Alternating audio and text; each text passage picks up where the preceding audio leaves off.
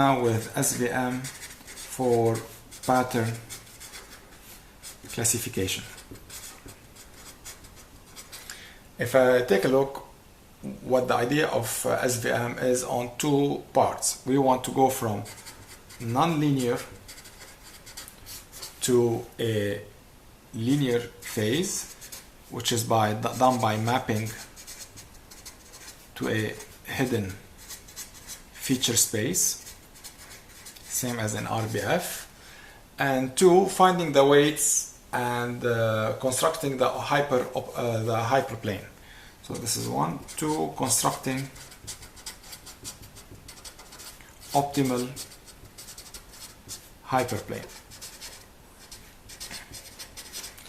Okay, this is by finding the W's and the zeros. So we can say this is X, this is the input. I do a mapping to a feature space, hidden feature space. Let's say this is for a 1 of X, I, all the way to phi M of Xi, and then I find the weight, optimal weight, and we have the optimal bias, and this will find the points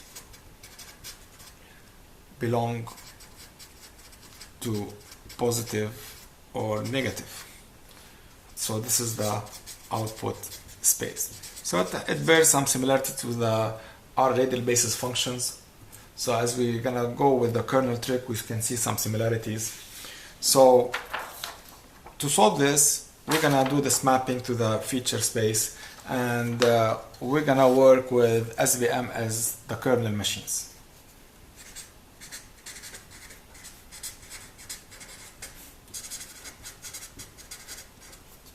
So suppose let X be a vector drawn from the input of dimension M0. So the input dimension is M0. Let phi j of X, and we assume here we have infinite dimension, be a set of linear transformation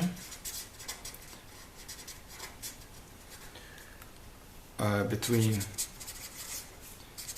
space M0 into an infinite hidden feature space. So we have some sort of a linear transformation. So this transformation may define a hyperplane acting as a decision in accordance with the formula below, which is summation from j equal 1 to the infinity of wj. So now instead of working with the actual data points, we're working with the output of the hidden layer, which is phi j of X, where I forget j from what denotes infinitely large sets of weights to transform the feature space to the output space. So these weights transform from feature space to output space. Okay, so if we take for simplicity bias equals 0, this means Wt phi of X equals 0. Assume bias equals 0. So just for simplicity and convenience. So this is the feature vector, and this is my weight vector. So now what we want to do is we want to transform the problem, instead of having xi and xj, to having phi of xi. So we can go ahead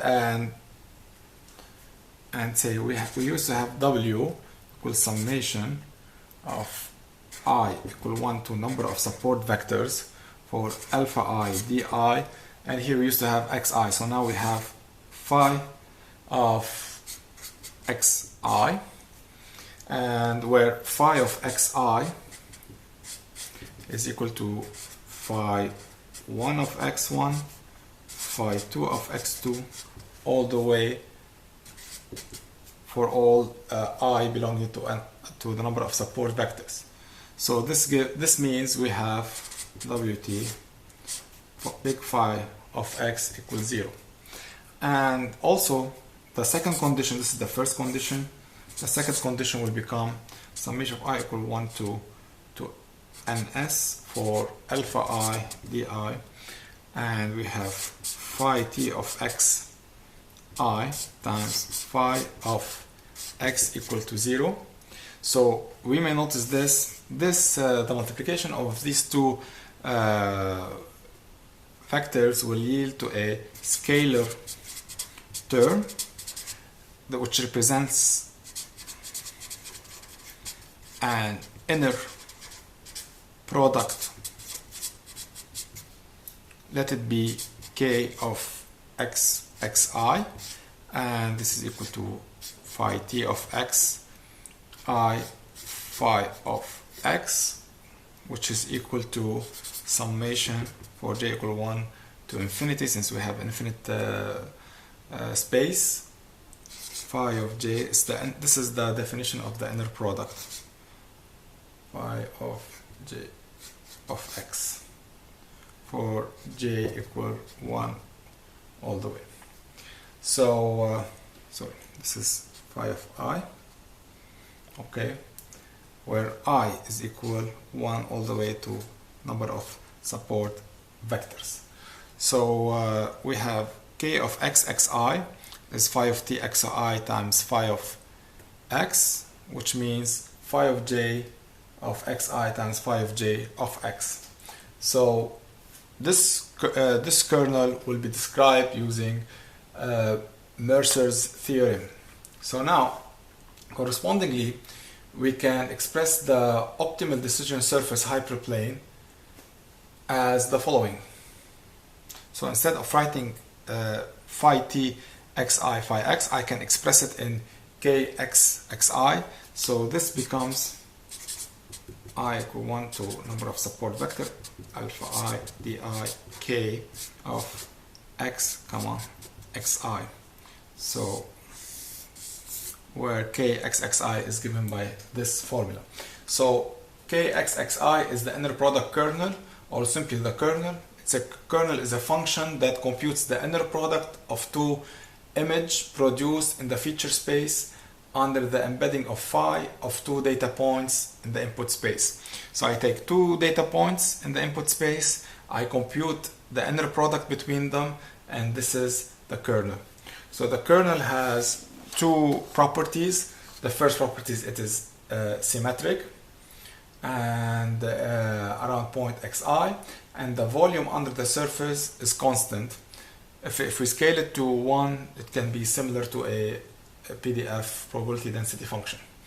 So given the following equation, so given summation of I equal to number of support vectors alpha I di k xxi equals 0, for output classification the kernel is sufficient.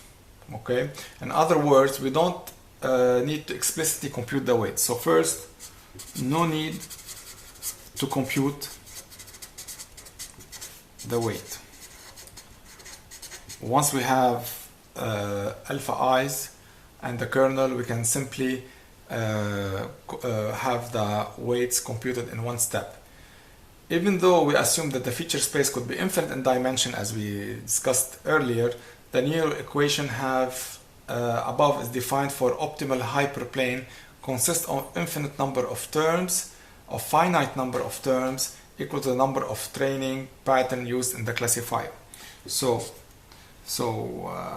what I mean by this is that dimension could be infinite, but for the linear equation, it is finite, it is set to a finite number which is equal to the number of training patterns.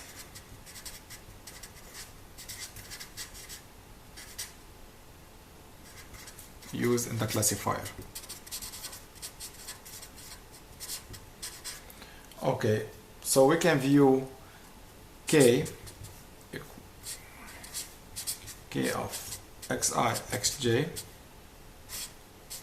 for I j equal 1 to n as an n by n matrix. We call this the kernel matrix or gram. It is non-negative,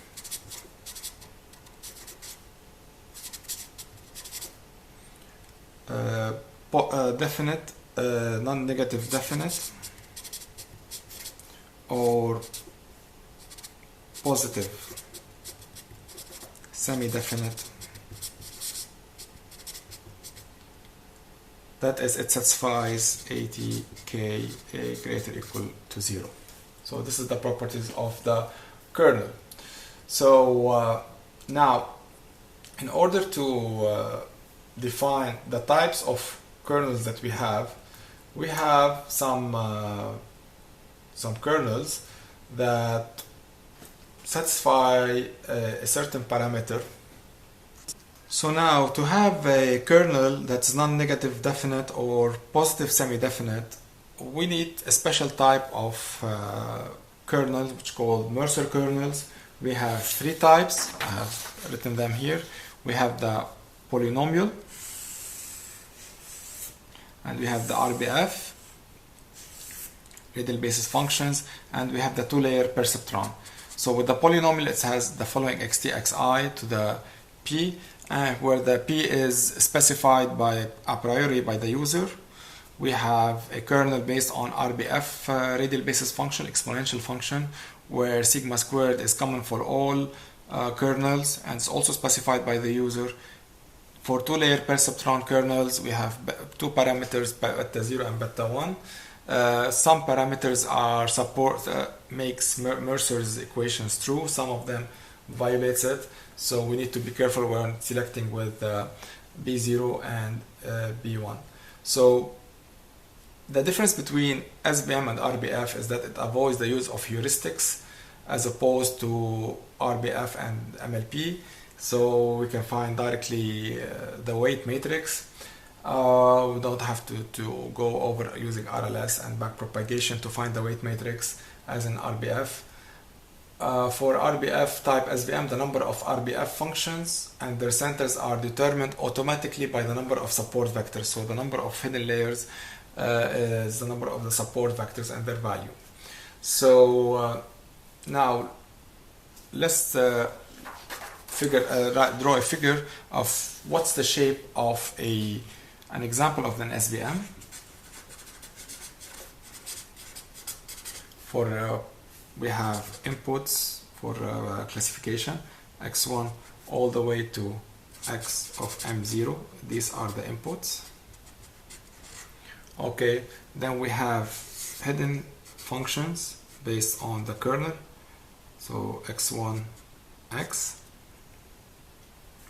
Now let's say x1, and we have another. I'm gonna make it x2, and all the way to k x m1, which is the size of the hidden layer, and then we go all the way to the output layer. This is the output, and here we have w1, w2, and we have wm1, and of course we have the bias b, and then the output y, which is the classifier. So the size here is, of course, each is going to all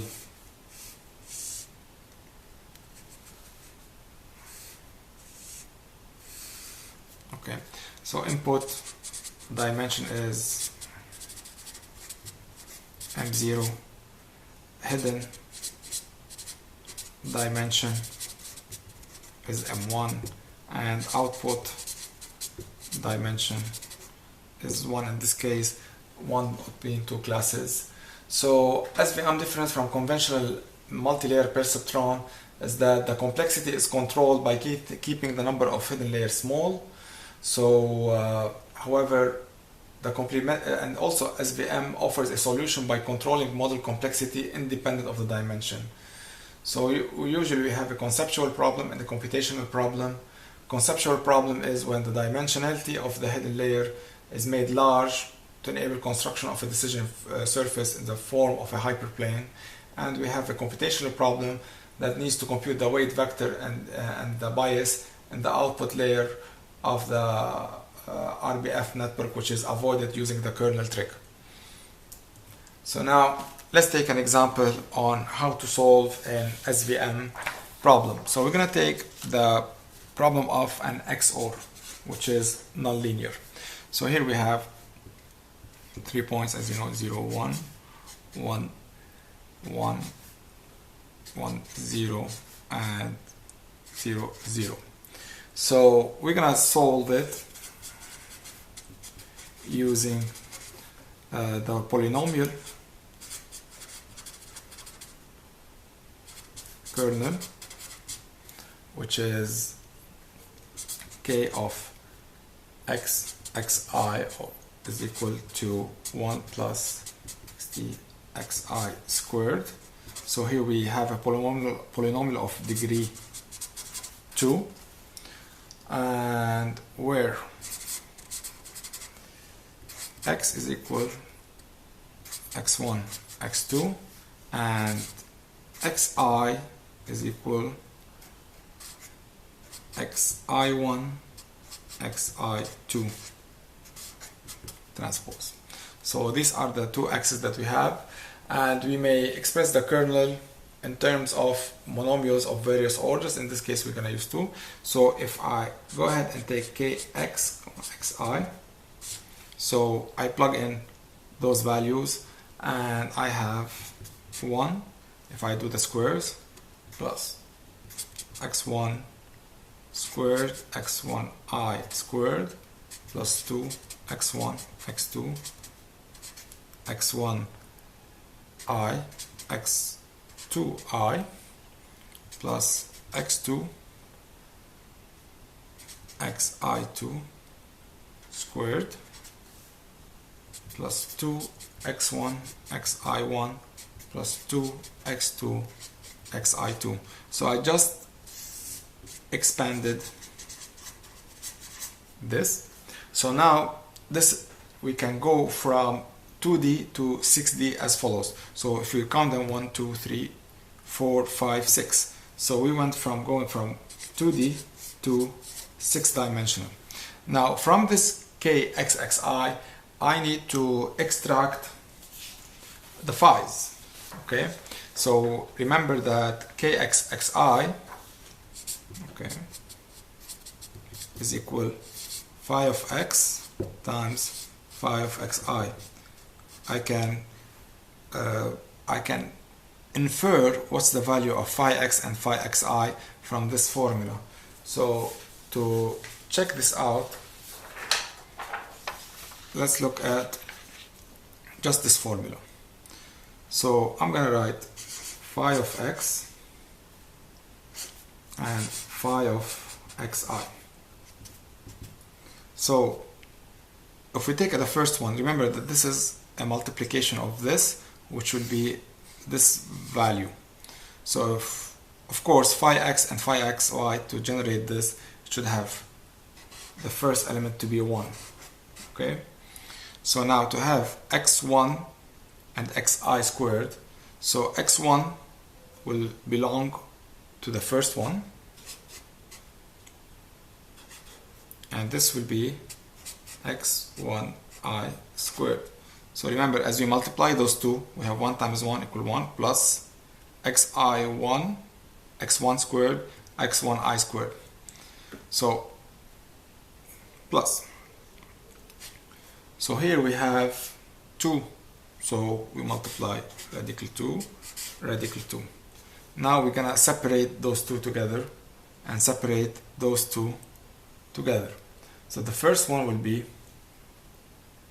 x1, x2, and this will be x1i, x2i. So multiplying those two together we will have radical 2 times radical 2 will be 2, x1, x2, x1i, x2i. And now separating those two is easy. We have here x2 squared and here xi2 squared. 2x1 xi, this means we have here radical 2 x1, radical 2 xi1, and the last one will be radical 2 x2 and here radical 2 xi2 transpose. So we still have 6 elements for both. Now I have phi x and phi x1. Now I can do a very nice table for the XOR gate. So first I have x1 and x2, which will be 1, or let's say minus 1 bipolar coordinates, minus 1 plus 1, and we have plus 1 minus 1 and plus 1 plus 1. Of course, d for minus 1 we have minus 1 plus 1 plus 1 minus 1. So you see here we have two classes. Now, so if I take a look at this, this will be phi 1, phi 2, phi 3, phi 4, phi 5, phi of 6. So of course I have 6 phi's. So we have phi 1 of x, phi 2 of x, phi 3 of x, phi 4 of x, phi 5 of x, and phi 6 of x.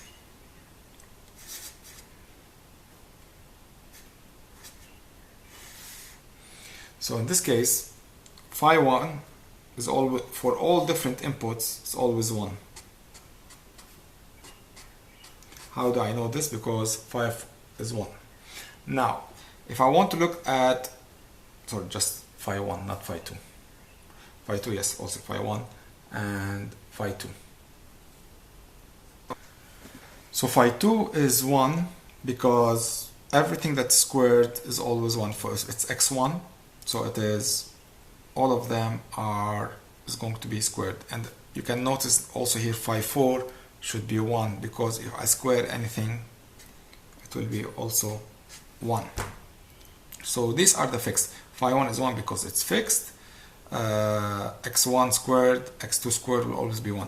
So if I take a look at phi 3, so it is x1 times x2. So minus 1 times minus 1 will be plus 1. So this will be radical 2. And in this case it will be minus radical 2. In this case it will be also minus radical 2, and this is radical 2. For phi 5 we have radical 2 x1. So x1, so this will be minus radical 2, minus radical 2, radical 2, radical 2.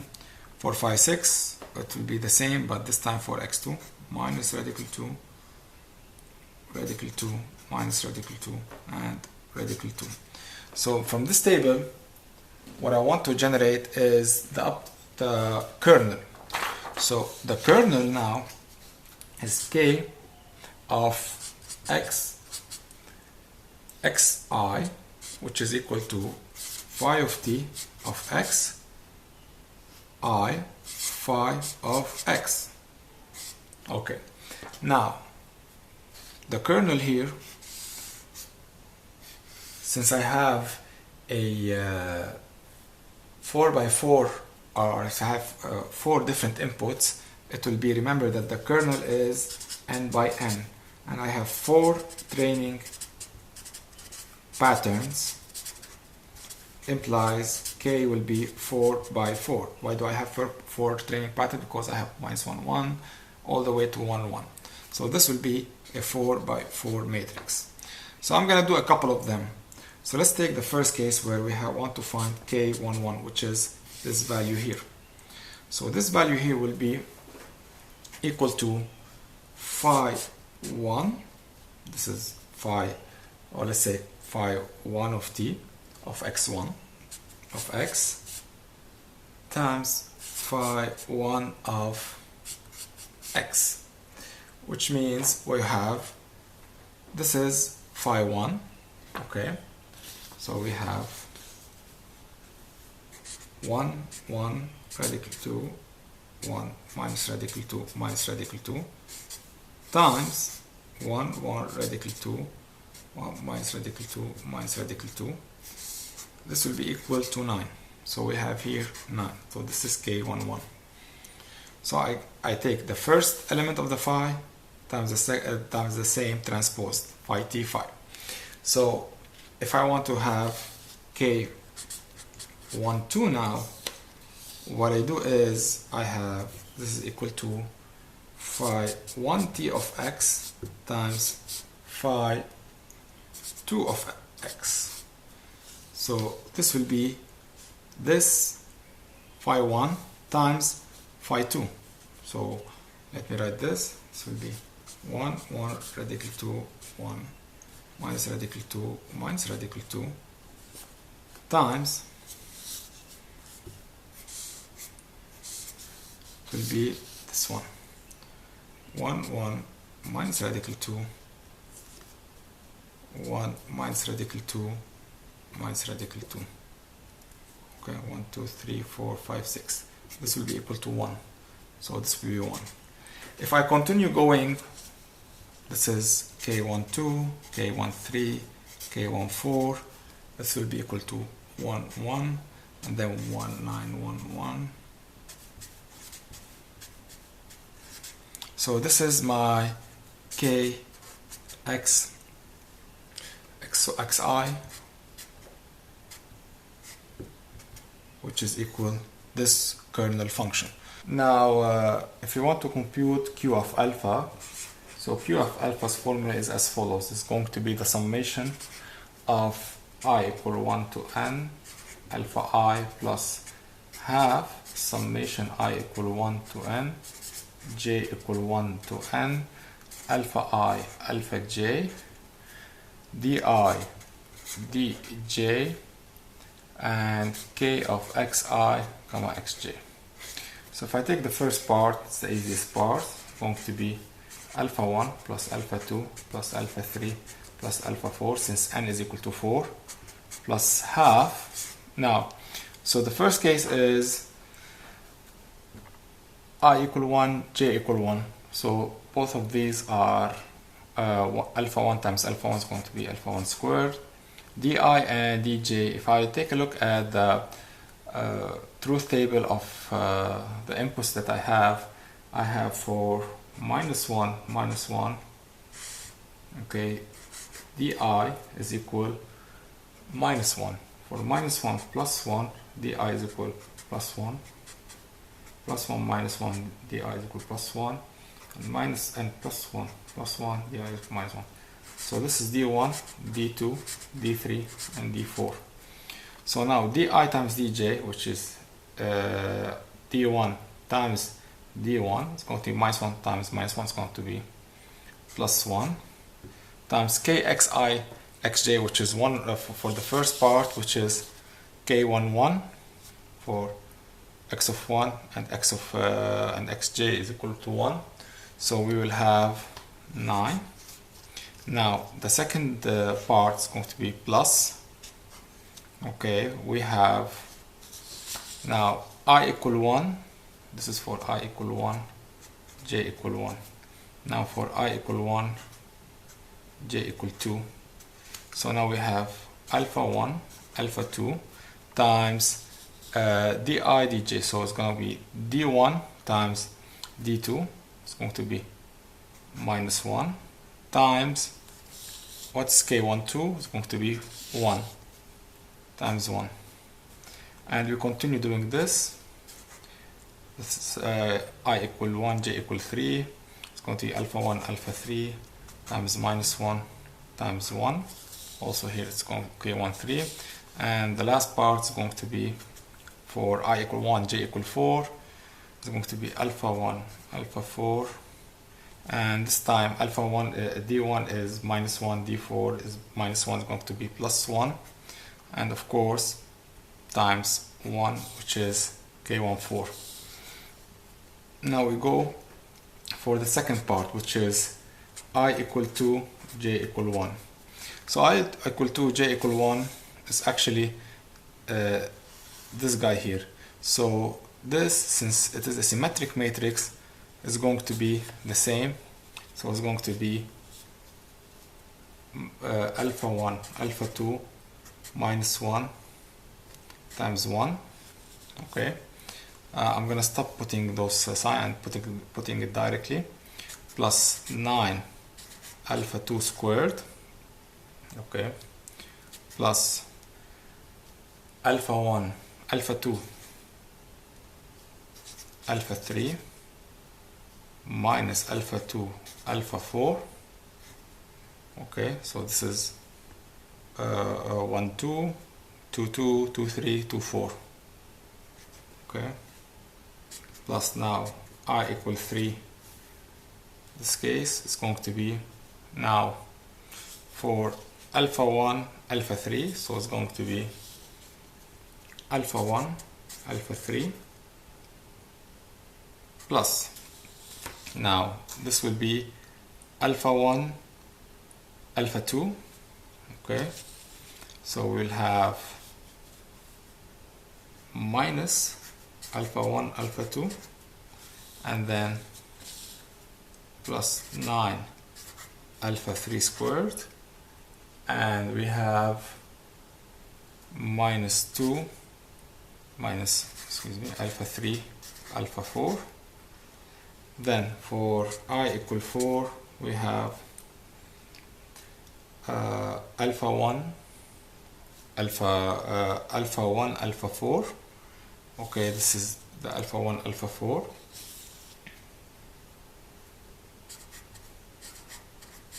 And we notice that, of course, it's going to be the same as this, so it's going to be plus alpha 1, alpha 4. And then we have alpha 4, alpha 2, which is the same as this one, minus alpha 4, alpha 2, alpha 4. And then minus alpha 4, alpha 3 plus 9 alpha 4 squared. Okay, if we do some simplification here, this will be equal to alpha 1 plus alpha 2 plus alpha 3 plus alpha 4 plus half into 9, of course, alpha 1 squared. If I look at alpha 1, alpha 2, so we have this is minus alpha 1, alpha 2. This is minus alpha 1, alpha 2. So it's going to be minus 2 alpha 1, alpha 2. So the result will be minus 2 alpha 1, alpha 2. Now we take a look at alpha 1, alpha 3. Alright, we have here also another alpha 1, alpha 3. So this will be plus 2 alpha 1, alpha 3 and alpha 1, alpha 4 plus 2 alpha 1, alpha 4 plus, now let's take alpha 2 squared, 9 alpha 2 squared, and then we have alpha 2, alpha 3. We have 2 of them. This will be plus alpha, so it will be 2 alpha 2, alpha 3 minus 2 alpha 2, alpha 4, okay, these two, and then plus 9 alpha 3 squared, which is this, and then we have minus 2 alpha 3, alpha 4, and the last item is alpha 9 alpha 4 squared. So this is the final value of the alpha, Q alpha. course, here we could have taken a shortcut when computing this value, because as we know, for 9 alpha 1 squared, this will be this one, minus 2 alpha 1 alpha 2 is these two, 2 alpha 1 alpha 3 is these two, 2 alpha 1 alpha 4 these two, then 9 alpha 2 squared, and we have these two and these two, which will be 2 alpha 2 alpha 3 and minus 2 alpha 2 alpha 4, 9 alpha 3 and these two, minus 2 alpha 3 alpha 4, and 9 alpha 4 squared. Now that we have q alpha, what we need to do, we need to take the partial derivative with respect to alpha I. So from here, okay, I will take partial derivative with respect to alpha I. So the first one, I take it with respect to alpha 1, it will be, so all of this will go, and I will have alpha 1, okay, and this will be, alpha 1 will be equal 1. So I take it to the other side, and I have to take the derivative of this component. I will end up having 9 alpha 1 minus alpha 2 minus alpha 3 plus alpha 4 equal 1. This is dq alpha over d alpha 1. Then I have dq alpha over d alpha 2, which will be equal to minus alpha 1 plus 9 alpha 2 plus alpha 3 minus alpha 4 equal 1. Same thing for alpha 3, 9 alpha 3 minus alpha 4 equal 1, and same for alpha 4, alpha 2 plus 9 alpha 4 equal 1. So now solving this will lead a single value, which is alpha optimal equal alpha optimal 2 equal alpha optimal 3 equal alpha optimal 4 equal 1 over 8. So the value of the alpha, I have a single value of alpha, which is the optimal one. This result means that all Lagrange multipliers are support vectors. Since I have them all as optimal solution, so all support, or all alphas are support vectors. From here, I can say that for q alpha, it's going to be equal to 1 over 4. Why is that? I plug in the value of alpha, which is 1 over 4, in this equation. So I found that q, that is q of 1 over 8 is equal 1 over 4. And remember, I can, we will find, if I find a, given the duality theorem, if I find an optimal solution for q of alpha, is as if I found for an optimal solution for the original problem, which is half w optimum squared, which will be equal 1 over 4, since they have, this is because of duality. And this means that the magnitude of W0 is equal 1 over radical 2. Okay, from here I can compute the value of W. How come? If I look at the value of W is given by summation from I equal 1 to number of support vectors for alpha I di phi x of I, which is equal to 1 over 8 times minus phi of x1 plus phi of x2 plus phi of x3 minus phi of x4. Of course these signs are coming from d of I, which means that I have 1 over 8 into minus, so we have the values computed before from the table. It's going to be 1 1 radical 2 1 minus radical 2 minus radical 2 plus 1 1 minus radical 2 1 minus radical 2 plus radical 2 plus 1 1 minus radical 2 1 radical 2 minus radical 2. Remember, these all are values from the table I computed before. 1 1 radical 2 1 radical 2 radical 2, which is equal to 0 0 minus 1 over radical 2 0 0 0. This gives us that since the first element is 0, this means the bias is equal to 0.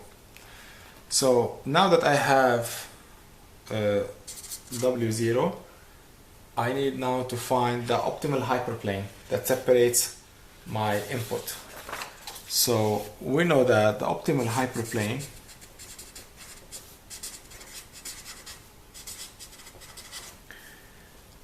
is given by the following formula: x0.